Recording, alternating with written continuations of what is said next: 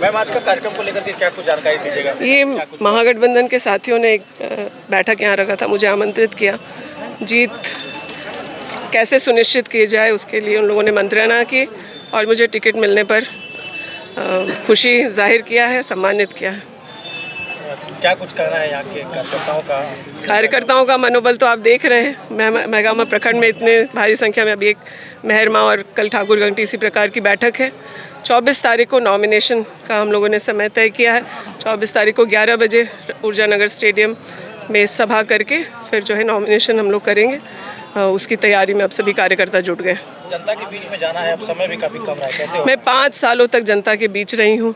लोग एग्ज़ाम जब आता है तब पढ़ाई करते हैं। हम लोग वैसे विद्यार्थी हैं जो हर दिन, हर साल, हर वक्त पढ़ाई अपनी पूरी रखते हैं। अभी क्या कहिएगा मेहगामा के विधानसभा के मेरे सभी परिवारजन से, प्रियजन से यही कहना चाहूँगी कि आप लोगों ने जिस तरह से अपना भरोसा टूट रखा है मुझ पर, उस भरोसे को मैं हमेशा कायम रहूँगी। 5 साल का जो ये विकास और उन्नति का पहिया बढ़ा है वो निरंतर चलता रहेगा। उनकी सेवा में पूरे तन मन धन से जनता की सेवा में लगी रहूँगी। ठगने का काम किया है आप लोगों ने? भाजपा तो कुछ भी कह सकती है। 5 साल में अगर सर्जन पेंशन देना ठगना है तो हम मान सकते हैं कि हम लोग ठगे हैं। अगर अबुआ आवास देना ठगना है तो वो माना जा सकता है। आज 50 लाख महिलाओं को मैया सम्मान योजना का 3,000 रुपये 3 किश्तों में पहुंच चुका है। अगर ये ठगना है भाजपा के लिए तो आप बिल्कुल कह सकते हैं। बिजली बिल, गरीब आम जनता का जो बिजली बिल के बोझ से इतने पारिवारिक परेशानी में थे, उनका बिल माफ़ करना अगर ठगना है तो भाजपा के विवेक और बुद्धि पर आश्चर्य होता है मुझे। चुनावी लॉलीपॉप जो उन्होंने गोगो दीदी लाने का काम किया था वो है। हम लोग 5 साल तक निरंतर कोविड, आप कह सकते हैं, आपने देखा यूपी में कैसे लाशें बिछी हुई थी।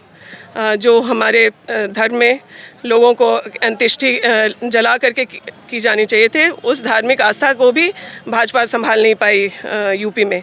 और हम लोगों ने अपने लोगों को सुरक्षित रखा।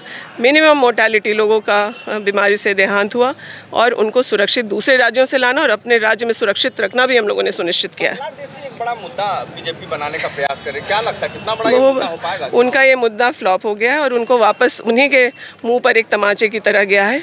देश में अगर कहीं से भी, चाहे वो बांग्लादेश हो, पाकिस्तान हो, अफगानिस्तान हो, चाइना हो, श्रीलंका हो, कहीं से भी अगर लोग सीमा पार करके आ रहे हैं तो इसके लिए जवाबदेह केंद्र सरकार होनी चाहिए, गृह मंत्री होने चाहिए। और अभी केंद्र में भाजपा की सरकार है और गृह मंत्री भी उनके ही हैं। भाजपा से अभी प्रत्याशी हैं अशोक भगत, तो उनके सामने क्या रणनीति होगी? देखिए, अब पिछली बार ही हम लोगों ने उनको शिकस्त देने का काम किया है। इस बार और ज़्यादा वोटों से जीतेंगे। आने से क्या फर्क पड़ेगा? किनके? पिछले बार भी हम लोग 15-16 लोगों प्रत्याशी से चुनाव लड़े थे। हम लोग इस बार भी चुनाव लड़ने के लिए तैयार हैं। योजना कितना असर करेगा मेहगामा में? आप ये सवाल मुझसे ना करके महिलाओं से करेंगे तो बेहतर होगा। विधानसभा में कोई ऐसी योजना है जो पारित हुई और योजना आप शिलान्यास नहीं कर पाए, जो आपको अभी जैसे पारित योजनाओं में है कई ऐसे जो इसको जो कैबिनेट से पास हो गया, जैसे रुंझी में जो डिग्री कॉलेज पास होने का काम हुआ है। कई सारी सड़कें हैं जिन पर अब बगैर शिलान्यास के ही जो प्रक्रिया है काम का वो चलता रहेगा। लेकिन मैया सम्मान यात्रा की वजह से अंतिम के जो 1 महीना समय आप कह सकते हैं वो, लेकिन मैंने कई योजनाओं का शिलान्यास भी किया और उद्घाटन भी किया है, इसलिए मुझे कोई मलाल नहीं है। जनता को उस योजना का लाभ मिलना चाहिए।